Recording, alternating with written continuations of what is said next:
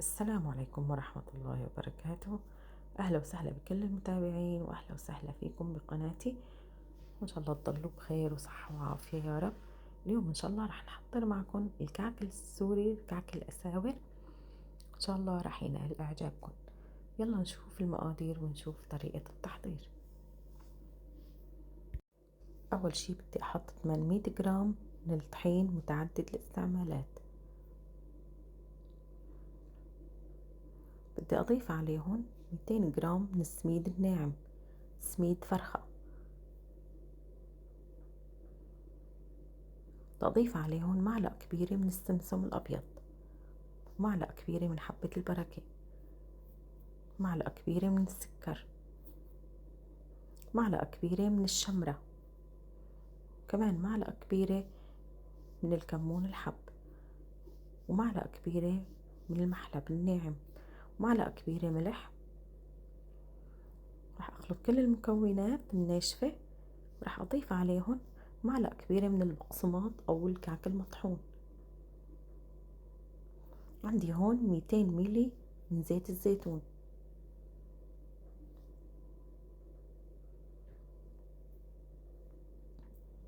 كمان راح أضيف عليهم كمان 200 ميلي من زيت المازولا.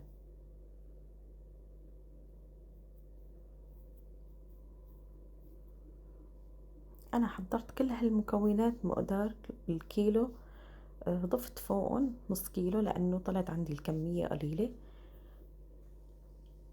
راح أضيف عليهم مبدئيا 300 ميلي من المي الدافية، راح أنزل المي بالتدريج وأعلن.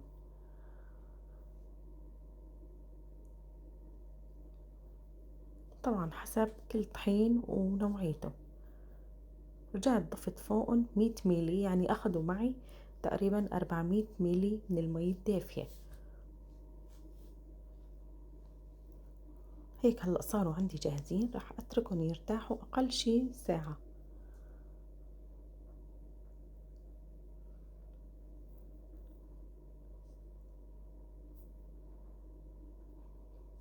بعد ساعة هلأ صاروا عندي جاهزين، راح أبلش أشكلهم على شكل أساور.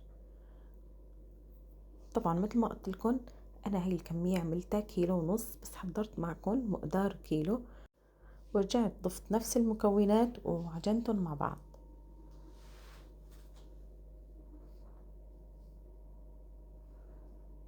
راح أشكلهم على هذا الشكل.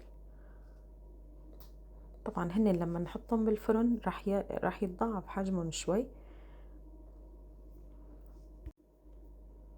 هو هذا الكعك لازم تكون حبة الكعك كبيرة شوي.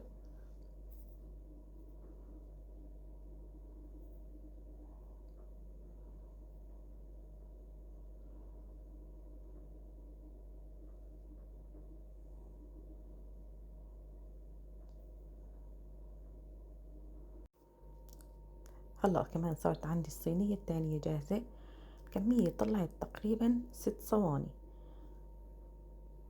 وهيك كمان بعد ما استووا واخدوا هذا اللون حطيتهم على درجة حرارة 200 وشغلت الفرن من فوق ومن تحت، واخدت تقريبا كل صينية من 10 دقايق لربع ساعة، طبعا حسب نوعية الصينية ما تاخد حماوة الفرن. وهيك صار عندي الكعك جاهز. راح احط لكم المقادير بصندوق الوصف. ان شاء الله يكون عجبكم الفيديو لليوم، ولا تنسوا اللايك والاشتراك بالقناة واضغطوا على زر الجرس ليوصلكم كل شي جديد. ونشوفكم ان شاء الله بفيديو تاني، واهلا وسهلا فيكم وصحتين وعافية، وكل عام وانتم بألف خير.